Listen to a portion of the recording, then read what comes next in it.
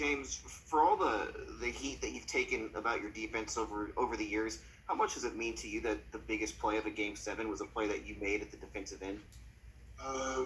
Huge. I've been locked in, obviously just all year long, trying to be better on that side of the ball. And tonight was emphasis on it. And so, came up with the big block to win the game. And just trying to be engaged as much as possible. Offensively, had a rough shooting night, turned the ball over a little bit too much, but try to find the ways to impact the game and, came up with a huge block to end the game. Tim McMahon. James, you let out a scream after that block. What emotions were going through you at that time? Like Hustle said, never let a hard time humble us. Just out of frustration, wanted to play better than I played offensively.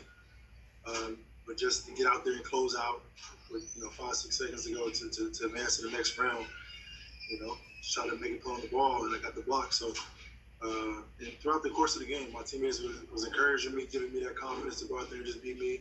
And it was just one of those nights offensively. So I just, like I said, wanted to change the game defensively, and I think I did that. Mark Berman. James, of the bazillion plays you've made in your career, everywhere at all levels, where does that play stack up for you right now?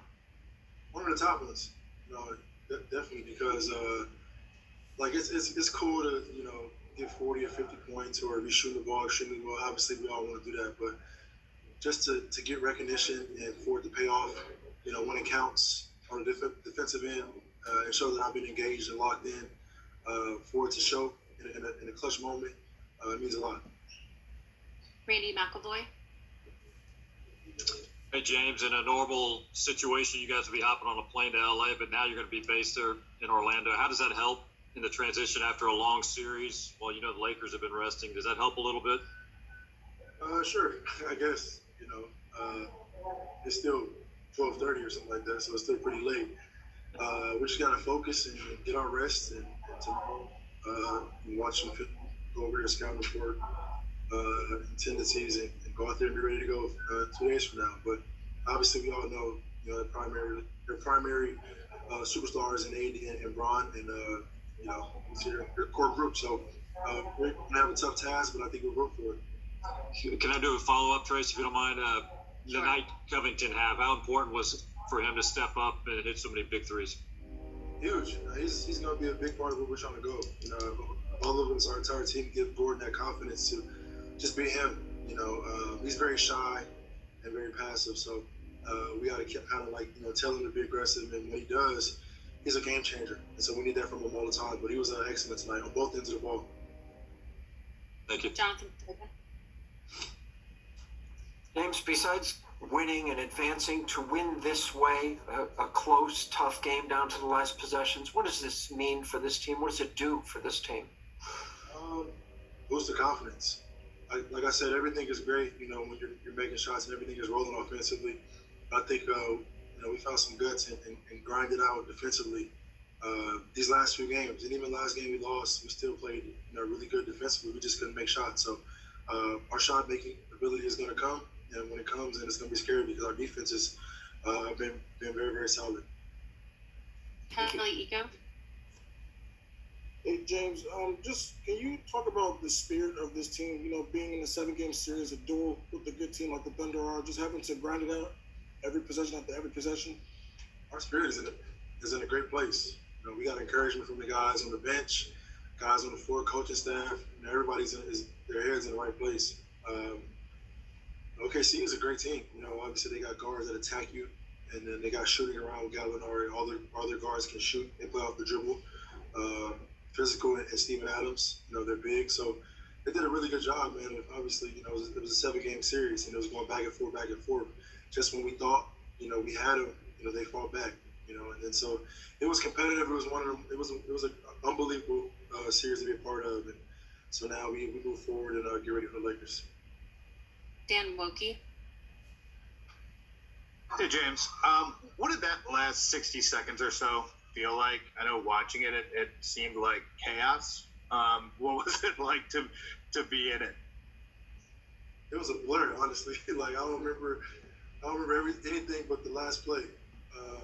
It was just back and forth. Nobody was legs just tired. Trying to find a basket. Everybody's trying to just scramble and find something to go right. But I'm just happy with how we came out defensively. We were just engaged, no matter if we scored or not. And that's ultimately what won us the game. Taylor Rooks. Hey James, so obviously a big series coming up against the Lakers, but what did you learn about your team throughout this series against the Thunder? So we can win a variety of ways. I think defensively this entire series we were pretty locked in, pretty engaged, and we didn't shoot the ball well a few of those games. We still had a chance to win. So we play that same and have that same mindset defensively, and offense is going to come along and finally get Russell back, into his rhythm, for an entire series. And we should be in good hands, but I think we're excited. Obviously, we're excited to advance, but excited to, be where we're at. Mark Medina. Mike was saying earlier how even before this game, he felt like you weren't getting enough appreciation for what you did defensively. Yeah. Was there a specific turning point for you where you felt like you turned the corner with that, and what triggered it? No, just like obviously it's been a priority, but just scoring is scoring. But in order for us to get to where we want to go, I got to be close to elite, and I look on the defensive end as well. And so, credit to coaches and teammates, and we got defensive schemes and we got things we communicate. It helps me, and it helps all of us. I think this is the NBA, so any guy on an island by himself, it's difficult to guard. We got so many talented guards and bigs that's in this league that you can't guard any. It's hard to guard somebody one-on-one. So the communication, for my teammates, but just taking on the individual challenge. Whoever's in front of me, knowing their tendencies, knowing what they like to do, and just taking on the challenge to guard them. Obviously, guys are gonna make shots. This is the best players in the world, but as long as it's a difficult shot, then that's you tip your hat and you keep pushing. Dave McMenamin. Hey James, first of all, I got caught with a misleading camera angle at your last game. Sorry about that question about Chris, but want to ask you, all good. I just want to ask you about Lou Dort. He set the Thunder rookie record, breaking yours tonight with 30 points, third most ever scored by a rookie in a Game 7. And his defensive numbers against you are also strong tonight. Just talk about his effort and the fact that the game kind of came down to you versus him on that block. I'm gonna just talk about him. Like he's worked his butt off. Even since college, when I would go back to Arizona State, he'll work his butt off, and it's showing. Obviously he played extremely well tonight on the offensive end. He made a lot of shots, but he just plays his butt off. He doesn't care about anything but playing hard. And as a young guy coming into this league, that's all you can ask for.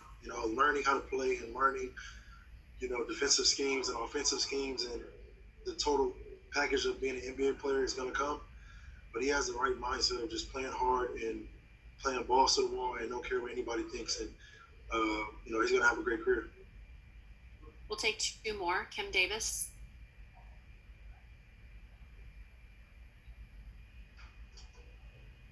Kim? Hey, can you hear me? Yes. Okay.